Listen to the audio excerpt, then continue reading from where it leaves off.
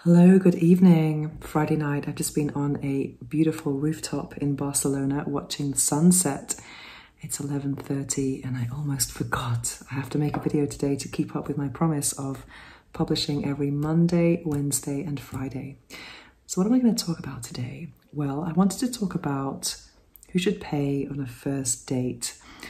This is a very hot topic that I have talked about with many of my friends, female friends who don't identify as feminists, which is really interesting.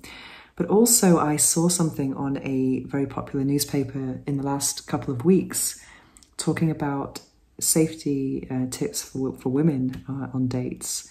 And that's why I wanted to talk about this, because they said in this article to not accept, invitations of expensive dinners just in case it puts you in that situation of, well, I paid £200 for this dinner, now you owe me.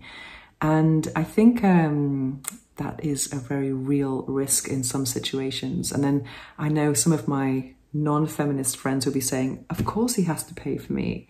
I'm a princess vibe, but that's the kind of thing, or a lot of women kind of expect that and they think it's a bit kind of cheap, or literally not to do that. But I think that if it's someone that you are comfortable with and you are interested in getting intimate with them, then why not, However, if it's someone that you're very sure that you don't want to have anything to do with them, I would say always pay your way, unless it's someone that you trust and they're not going to take advantage of the situation, because it can be very tricky. You don't want to be in a situation where it's awkward. I remember a very long time ago, I went for dinner with a guy. Oops, someone's sending me messages. I went for dinner with a guy, and this is maybe I don't know how many years ago, but a long time ago. And the guy had researched vegetarian restaurants in Barcelona, took me to a restaurant, and then paid for it, which was all nice. And this guy was earning a lot of money. He had a very good job. But then afterwards, he was like, oh, it cost this much, and there was no meat. He was complaining about it being expensive. And I just thought, oh my God, that's so cheap. Why did you even bother paying if you're going to complain about how much it costs? It made me feel really, really uncomfortable. And another time, which is a story I might have told here already before, but I met this guy once and I didn't really fancy him, but he seemed interesting. And he told me that he was vegetarian, I was vegetarian, and that he wanted to take me out to a vegetarian restaurant. And I was like, okay, because at the time I didn't really have many people to share my culinary tastes with, because now I have lots of vegan, plant-based, vegetarian friends, but I didn't back then. So anyway, this guy keeps calling me several times. It took maybe months for us to actually finally meet up in person, but over the course of several months, we had exchanged many phone calls. So in a sense, I felt pretty comfortable with him when I was in his space. We actually met in person first of all, but then I gave him my number, and then we were in contact for a long time until we met again for a dinner, a vegetarian dinner, because he told me he was vegetarian. So then we get to the restaurant. It's all very nice.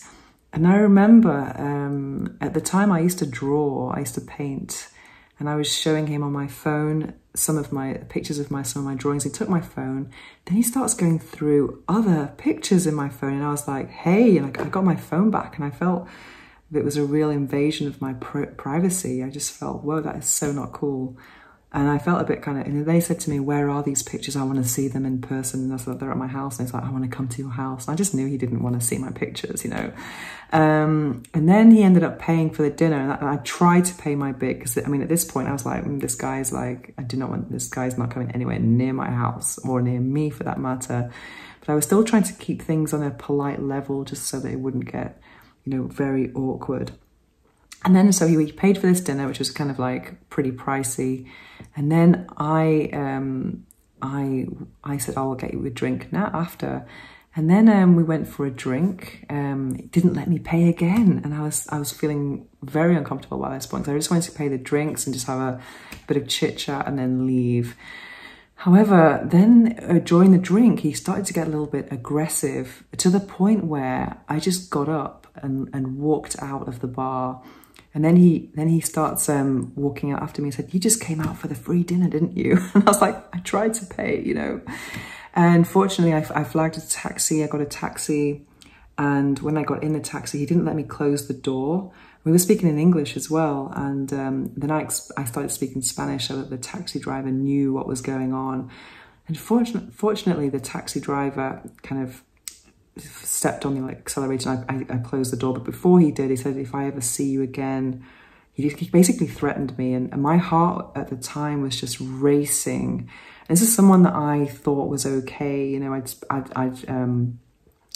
I mean, this was way before dating apps. So just to think that you can put yourself in situations with people you don't know, you just met online, and then you just don't know what the expectations are. It was very, very scary. I think it's really important to think about safety tips with dating in general, to tell one of your friends where you are, when you're going to be back, and pay your own way unless you're like 1,000,000% certain that you want to maybe take it to the next level so that you don't feel like you're in debt. Because I mean, some people will see it that way, unfortunately.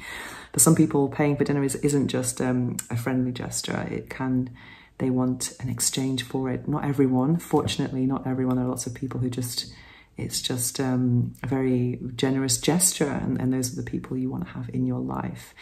But yeah, it's a tricky one, really. But I don't think, I think we have to be a bit more aware of safety when you are meeting strangers that you met online anyway. But even though this guy, I thought I felt safe with him, but yeah, massive red flags going through my phone, etc.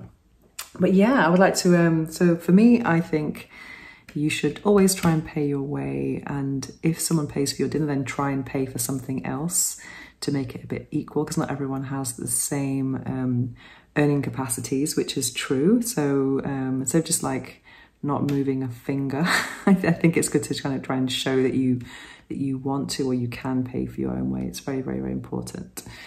Yeah, so what do you think? Do you think the man should pay on a first date? I would love to hear your reflections on this very provocative topic, because it definitely gets people have very strong opinions about this, men and women.